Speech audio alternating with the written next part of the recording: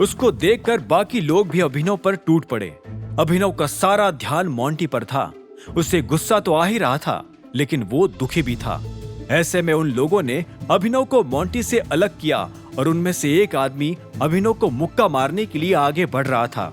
पर इससे पहले कि वो अभिनव को मुक्का मारता, इतने में मोंटी चिल्लाया, रुको! उसकी आंखों में गुस्सा था। सब लोग मोंटी की बात सुनकर रुक गए। अब आगे क्या होने वाला था? क्या मोंटी को पता था कि उसके पिता जिंदा है? क्या वो सच में अभिनव से कुछ छुपा रहा था, या राणा का होना और कुछ नहीं बल्कि अभिनव का भ्रम था? जानने के लिए सुनते रहिए आगे। गुस्से से लाल अभिनव अपने सवालों का जवाब जानने के लिए मोंटी के घर पहुंच चुका था। अभिनव के सवाल सुनकर मोंटी हैरान हो गया। उसके पास अभिनव के सवालों के कोई जवाब नहीं थे। ये देखकर अभिनव का गुस्सा और तेज हो गया और उसने मोंटी का गिरेबान पकड़ लिया।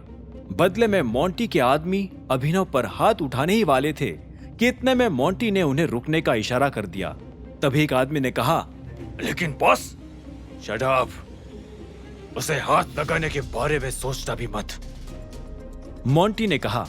मोंटी को इस तरह चिल्लाते देखकर उसके आदमियों के हाथ पैर फूल गए थे। उन्हें जिस काम के लिए रखा गया था वो वही कर रहे थे, फिर भी उन्हें डांट पड़ रही थी। उधर अभिनव बेसुध सा अभी भी उनके गिरफ्त में था।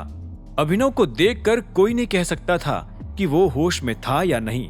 उसकी ऐसी हालत देखकर मोंटी को बुरा लगा। वो आगे आया और बोला, छोड़ो उसे बॉस, अगर इसे छोड़ा तो ये फिर से आप पर हमला करेगा। मोंटी के एक आदमी बाली ने कहा। अभिनव की कॉलर बाली के हाथ में थी। मोंटी को उसकी बात सुनकर गुस्सा आया और उसने बाली के गाल पर एक जोरदार थप्पड़ मारते हुए कहा, मैंने जो कहा वो सुना नहीं? छोड़ उसको। तुम लोगों की हिम्मत कैसे हुई टाइगर पर हाथ उठाने की? मोंटी की ये बात सुनते ही उसके सारे आदमियों को जैसे सांप सूंघ गया और सभी एक दूसरे को देखने लगे। बाली ने जरा सी हिम्मत करते हुए मोंटी से पूछा, क्या क्या कहा आपने? टाइगर? बाली को पहली बार अपने ही बॉस की बात पर विश्वास नहीं हो रहा था। मोंटी ने बाली का हाथ कसकर पकड़ा और उसे अभिनव की कॉलर से झटके से हटा दिया। जैसे ही मोंटी ने ऐसा किया तो सभी लोग अभिनव के पैरों में गिरकर एक साथ बोले, टाइगर!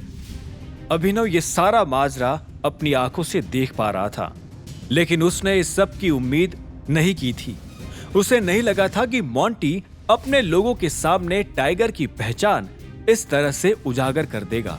वो मोंटी पर जरा भी भरोसा नहीं कर पा रहा था। उसे लग रहा था कि शायद ये मोंटी की कोई चाल है, लेकिन फिर अभिनव को यह भी लगा कि अगर मोंटी चाहता तो अपने आदमियों के साथ मिलकर अभिनव को मार सकता था। कोई नहीं जानता था कि अभिनव इस वक्त कहाँ है, और मोंटी किसी को यह भनक भी नहीं लगने देता कि टाइगर की मौत कैसे हुई। अभिनव दुविधा में था। उसे यकीन नहीं हो रहा था कि मोंटी को अपने बाप के बारे में कुछ मालूम नहीं। वो दुनिया के बड़े से बड़े झूठ पर विश्वास कर सकता था, लेकिन इस बात पर भरोसा करने के लिए उसका मन गवारा नहीं था। तुम शायद कुछ गलत समझ रहे हो। मेरे पापा की सच में मौत हो चुकी है। वो 18 साल पहले ही मर चुके थे। मोंटी ने अभिनव से धीरे से कहा। यह सुनते ही अभिनव के गुस्से में फिर से उबाल आया और उसने फिर से मोंटी को उसकी कॉलर से पकड़ लिया। अभिनव अपनी छुरी जैसी तीखी नजरों से मोंटी को घूरते हुए बोला, मैंने तुम्हें मेरी पहचान के बारे में क्या कहा था, याद है? तुमने मेरी बात ना मानने की हिम्मत कैसे की? मैं कैसे इस बात पर विश्वास करूं कि तुम विश्वास करने लायक आदमी हो? अभिनव मोंटी पर बरसे जा रहा था। मोंटी ने एक पल के लिए अभिनव को शांति से देखा और अगले ही पल अभिनव के पैरों में गिर गया। उसकी ये हरकत देखकर अभिनव को झटका लगा। मोंटी ने फिर अपनी बात कहनी शुरू की। बचपन में हम दोनों के बीच जो दूरी राई बराबर की थी, वो आज खाई बराबर की हो गई है। मैं जानता हूं, आज हम दोनों एक दूसरे को देखना तक पसंद नहीं करते, लेकिन बचपन में बहुत कुछ ऐसा था अभिनव जो हम दोनों ने एक साथ देखा था।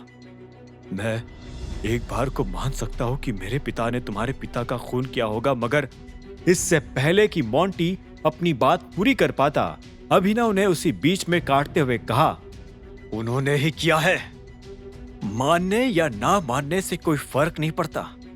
ये बात सच है और सच को मानने या ना मानने से वो झूठ नहीं हो जाता। आगे की कहानी जानने के लिए देखें अगला एपिसोड सिर्फ पॉकेट एफएम के यूट्यूब चैनल पर, और द रिटर्न ऑफ टाइगर के सारे एपिसोड्स को सुनने के लिए डिस्क्रिप्शन में दी लिंक से डाउनलोड करें पॉकेट एफएम ऐप।